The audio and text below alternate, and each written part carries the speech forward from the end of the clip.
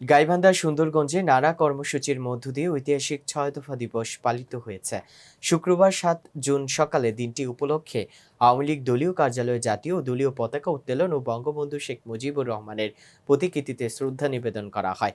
এ সময় উপস্থিত ছিলেন পৌর আওয়ামী লীগের সভাপতি আহসানুল করিম চাঁদ, পৌর আওয়ামী লীগের সহসভাপতি এটিএম মাসুদুর রহমান চঞ্চল, উপজেলা শ্রমিক লীগের সভাপতি গণেশ চন্দ্র শীল, পৌর যুবলীগের সাংগঠনিক সম্পাদক মামুন মণ্ডল, পৌর ছাত্রলীগের সাবেক আহ্বায়ক মাইদুল ইসলাম, যুবলীগ নেতা লিটন মণ্ডল, রাশেদুল ইসলাম রাসেল, মন্নাফ হোসেন টুটুল, রাশেদ সর্দার, সুমন মিয়া, মানিক মিয়া সহ আরও অনেকে।